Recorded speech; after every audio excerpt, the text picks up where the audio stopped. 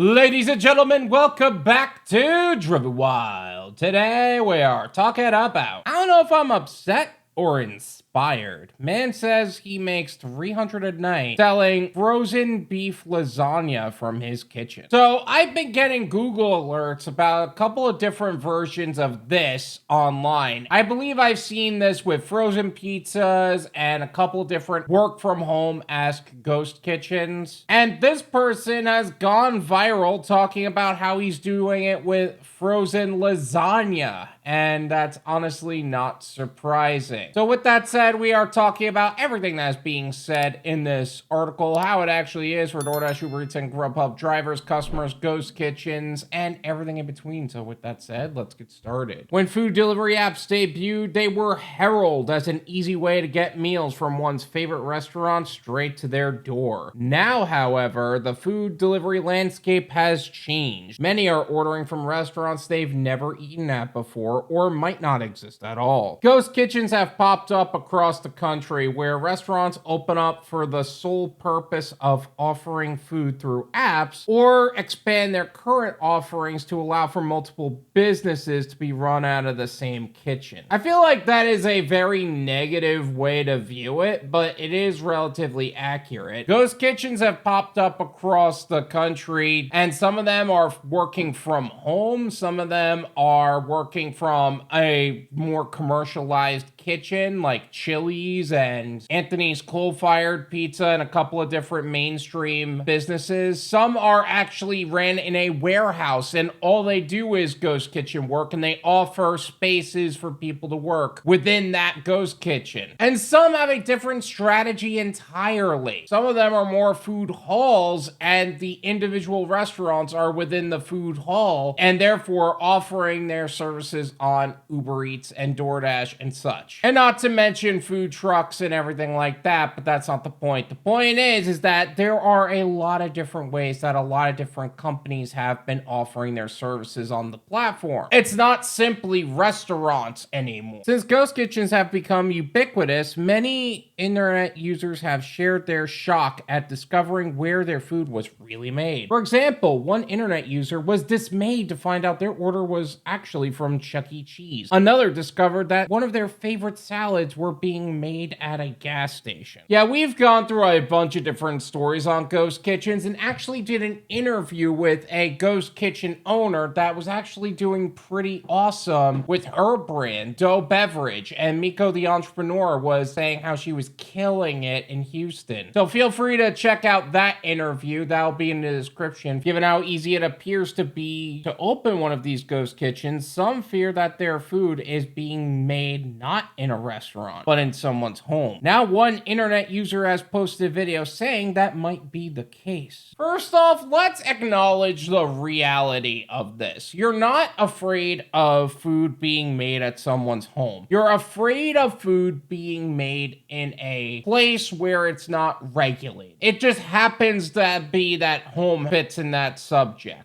And that's not even true either, because I know a lot of places that end up keeping their place cleaner than normal, and I know a lot of places that do the opposite. So there's negative connotations across the board, but you'll still have customers and you'll still make money if you do it. Are people really selling frozen food on meal delivery apps like Uber Eats? In a video posted to his Instagram, Melbourne, Australia-based user Josh Menapsol Lucas at Sedgygram claims that he makes $300 a night on my Uber Eats from home kitchen. I'm gonna leave his information and his video in the description. Feel free to check that out. This is how I make $300 a night running a 5-star Italian restaurant on Uber Eats out of my house. The menu consists of whatever I find on sale at Coles at the start of the week. Tonight was lasagna, garlic bread and arancini bowls. At 6 o'clock I chuck the pasta or whatever dish I'm serving in the oven. It then gives me about 20 minutes to either have a nap or do some things around the house.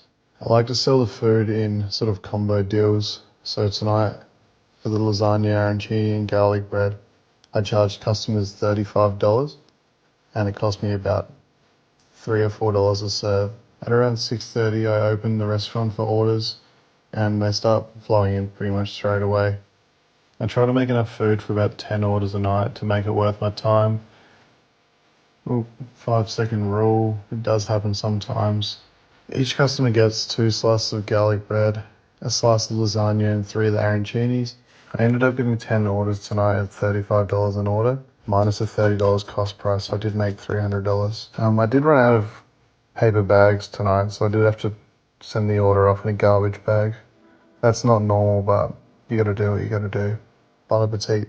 First off, let's acknowledge the truth here. This could very well just be a parody video. There are a lot of parody creators that have made this concept, and for some reason they end up on headline news a lot, which is kind of sad, especially since there's already a lot of negative connotations on ghost kitchens to begin with. But there's also the point of you're using a garbage bag to keep the food in and you're dropping food on the floor. If I knew that I was ordering from a ghost kitchen, I would understand that's fake because it's a video, but I understand those videos come from real places and therefore are spreading negative connotations on something they don't actually know is true or not, which is really messed up in my opinion. Is this real? While many commenters believe this video to be genuine, the video is satire as indicated by the satire hashtag in the caption. See, that's exactly what I'm talking about. You're creating a satire business and you're making it sound like this is what ghost kitchens are actually like, when that's not the case at all. You know how many people actually believe that stuff? Too damn many. In Australia, Uber requires that Uber Eats locations to be licensed businesses that sell prepared food or essential convenience items.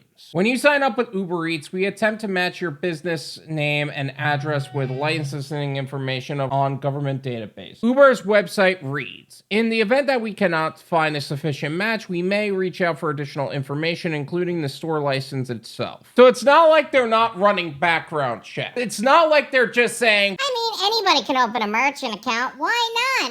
It's only food, right? That's not happening. They're actually checking out the business. That said, some have been able to successfully perform stunts similar to the one shown off in Manasol Lucas's video. For example, one internet chef was able to open a restaurant on Doordash through her home kitchen, though the restaurant was later shut down. There have also been several YouTubers who have sold frozen microwave food via food delivery apps, and all of them were either seen as satire or have been shut down. What is the point of that statement? Keep in mind, everybody can start a restaurant. That doesn't mean they'll be profitable. That doesn't mean they know what they're doing. That doesn't even mean they'll even end up on the delivery apps. They do check their work. No matter how much the people who make these comments on the subject don't want to admit it, there are checks being done. How efficient and how frequent those checks are is a different conversation, but they are checking. What have others experienced? In the comment section, some users claim to have experienced something similar to what the creator was showing in the video, even if it was a joke. No, because this is actually happening, guys. I've caught multiple places on my app, Rota user. In Atlanta, this is common, unfortunately. I had the best fried broccoli from a place on DoorDash. Tried to find it in person and it was a house added another. They keep getting shut down and I keep finding them to order just by searching fried broccoli. I've been a victim of this. Day at a third. I ordered chicken and waffles and biscuits and received Eggos, Tyson's, and Pillsbury. Okay, well, let's acknowledge one point on this. The fact that they're selling frozen food is ridiculous, and that shouldn't even be the case. But the other point that this person had was the fried broccoli, the food was actually quality. It was something that you could absolutely buy, and it was a quality service. So let's acknowledge that. The fact that it was from home means it's just getting shut down. There might be some health standards there that aren't being met, but nevertheless. And third, it goes to show that people who are relentless in staying on the platform are finding ways to get on the platform. They're finding ways to set up a business entity, make money from that system, and keep doing it. I don't think it's a great way to do it, but it is showing that you can get on the platform if you put some effort and energy into it. In my opinion, it's worth what you pay for it. None of you pay me.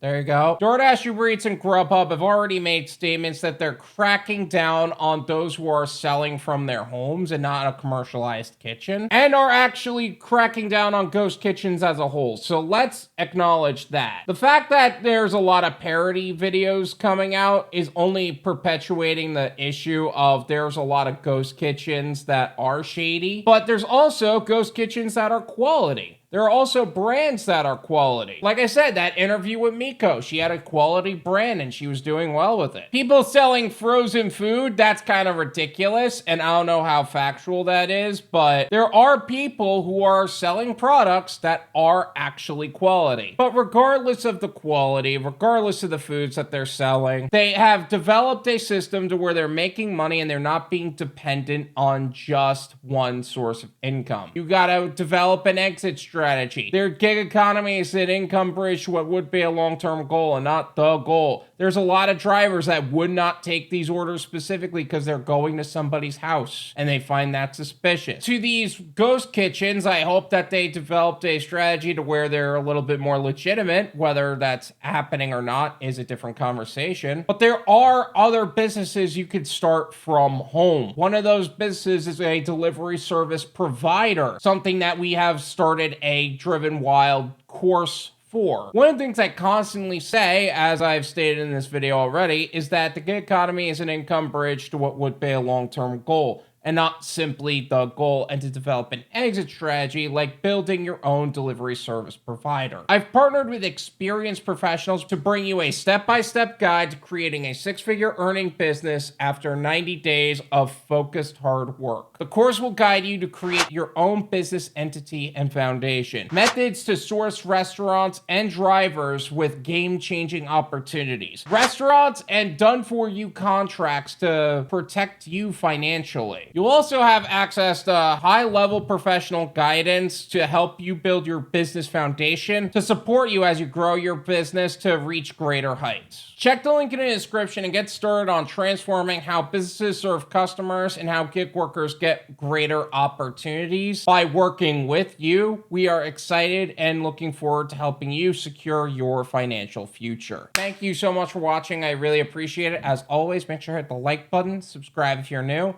and I'll see you guys next time.